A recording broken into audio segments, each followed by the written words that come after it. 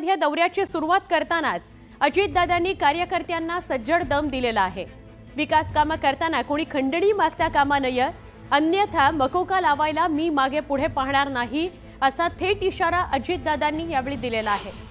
तथ्य नसेल तर कारवाई करणार नाही असंही त्यांनी ठासून सांगितलेलं आहे। तसंच वेडं वाकडं काम सहन करणार नाही, विकास कामं करताना मी जातपात पाहत नाही असं त्यांनी स्पष्ट केलेलं आहे।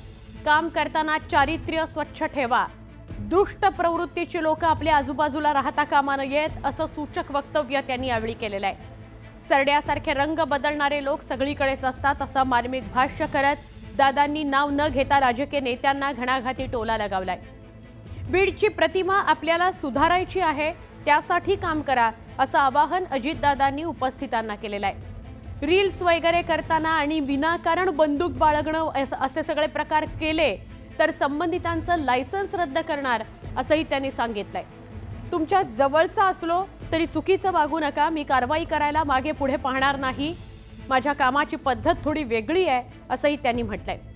त्यामुळे बीड जिल्ह्याच्या पालकमंत्री पदाची सूत्र हाती घेताच हा पहिलाच दौरा अजितदादांचा होता आणि त्यांनी सज्जड दम दिलेला आहे आपल्या पदाधिकाऱ्यांना।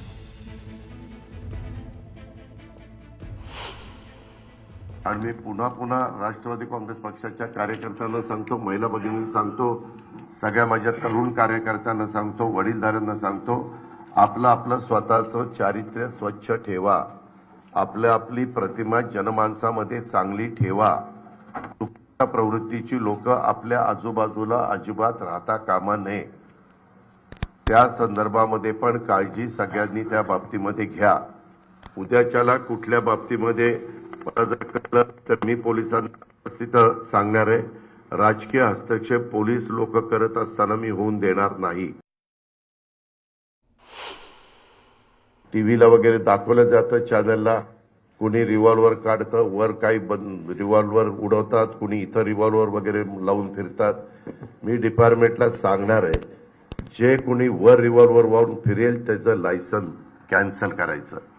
रिव्हॉल्वर हे तुमच्या स्वसंरक्षणाकरता किंवा तुम्ही वस्तीवर राहत असेल तर 12 बोर किंवा सिंगल बोर जे काही तुम्हाला घ्यायचं आहे ते तुम्ही घरामध्ये ठेवली पाहिजे, तिथं त्याचा वापर त्या बाबतीमध्ये केला पाहिजे। हे जे रीळ तुमचे बनतात ना, ते पण मी खपून घेणार नाही। मी सगळ्याला नियम सारखा लावणार आहे। मी आधीच देवेंद्रला सांगितलं होतं की मला इकडचं देत असताना त्या संदर्भामध्ये सगळ्यांनी चांगल्या कामाला साथ दिली पाहिजे। त्याच्यात कुठलंही मी अधिकारी पण बघणार आहेत, काही अधिकारी इथं बरेच वर्ष राहिलेले आहेत, त्याच्यामध्ये पण मी दुरुस्ती करणार आहे। मी सुरुवातीला सांगितलं मी भेदभाव करत नाही, पण ज्या चुकीच्या पद्धती पूर्वांपार चालत आलेल्या आहेत त्याला कुठंतरी आळा घातलाच गेला पाहिजे, जर चालत आलेले असतील तर। मला काम करत असताना मी जातीचा पातीचा नात्याचा गोत्याचा कधीच विचार केलेला नाहीये। जातीय सलोखा पण सगळ्यांनी ठेवला पाहिजे। कुठेही अफवांच्यावर कृपा करून विश्वास ठेवू नका। मात्र मी एक गोष्ट पुन्हा आपल्याला सगळ्यांना सांगेन, जर कुणी कुठल्या गोष्टीमध्ये जबाबदार असेल, जर कुणी तिथं कुठंतरी वेडेवाकडे प्रकार केलेले असतील, मी आपल्याला सगळ्यांना सांगतो, विकासाची कामं करत असताना कुणी कुणाला खंडणी मागण्याचा प्रयत्न त्या ठिकाणी करू नये। माझ्या ते कानावर आल्यानंतर त्याच्यामध्ये मकोका लावायला पण मी मागं पुढं बघणार नाही। आता जे काही स्टेटमेंट कुणाकुणाची चाललेली आहे त्याच्यात किती तथ्य आहे, किती सत्य आहे, किती असत्य आहे, त्याच्याबद्दलची चौकशी त्या ठिकाणी करू। प्रत्येकाला आपली भूमिका मांडण्याचा अधिकार घटनेचे शिल्पकार डॉक्टर बाबासाहेब आंबेडकरांनी दिलेला आहे। आणि फार तुम्ही अपेक्षा ठरल्या, आता काय दादा आलाय, आता काय काळजी नाही, तर ते डोक्यातनं काढा, ते डोक्यातनं काढा। मी जरी तुमच्या जवळचा असलो तरी चुकीचं वागू नका। मी पुन्हा पुन्हा तुम्हाला सांगतोय, इथं अनेक जण माझे अनेक वर्षापासूनचे संबंध असणारे पण आहेत, काही नवे पण कार्यकर्ते आलेले आहेत, त्यांच्या ओळखी माझ्या होतील। जेवढं मी येणं जाणं माझं वाढेल त्या पद्धतीनं एकंदरीत गोष्टी वाढतील आणि स्वच्छ प्रतिमेचे राहावा। आमचे प्रतिनिधी सुरेश जाधव यांच्याशी सविस्तर बोलूया।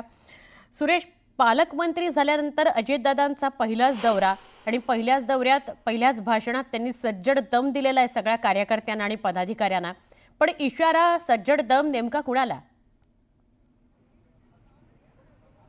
नेमका अजितदादा आज आल्यानंतर या ठिकाणी राष्ट्रवादीच्या जे मुख्य कार्यालय आहे त्या कार्यालयामध्ये सगळे पदाधिकारी वगैरे सगळे जमलेले होते आणि त्यानंतर अजितदादांनी जे मार्गदर्शन केलं होतं त्या मार्गदर्शनाच्या दरम्यान त्यांनी अनेकांना या ठिकाणी इशारा देखील दिलेला आहे. चुकीचं काम खपवून घेतलं जाणार नाही, त्याचबरोबर पीक विम्याचा विषय असेल, बोगस कामं असतील, असं कुठलंही खपवून घेतलं जाणार नाही. एवढंच नाही तर जिल्ह्याची जी बदनामी होते, जी प्रतिमा आहे ती प्रतिमा बदलायची आहे. या दृष्टिकोनातून सर्वांनी प्रयत्न करावा. कुणी जवळचं असेल, कुणी लांबचं असेल, तर चुकीचं काम केलं तर त्याला बक्ष दिलं जाणार नाही. अशा अनेक गोष्टी आज अजितदादा यांनी या ठिकाणी आल्यानंतर सांगितलेल्या आहेत. विशेष म्हणजे इथून जी बीड जिल्ह्याची जी राजकीय संस्कृती होती, अगोदरच्या काळातली जी राजकीय संस्कृती होती त्याला कुठेतरी छेद देत तसं पाहिलं तर आपण संतोष देशमुख हत्ये प्रकरणानंतर राष्ट्रवादीचे तालुका प्रमुख विष्णू चाटे यांच्यावरती देखील अंगुली निर्देशन करण्यात आलं होते, आरोपी आहेत.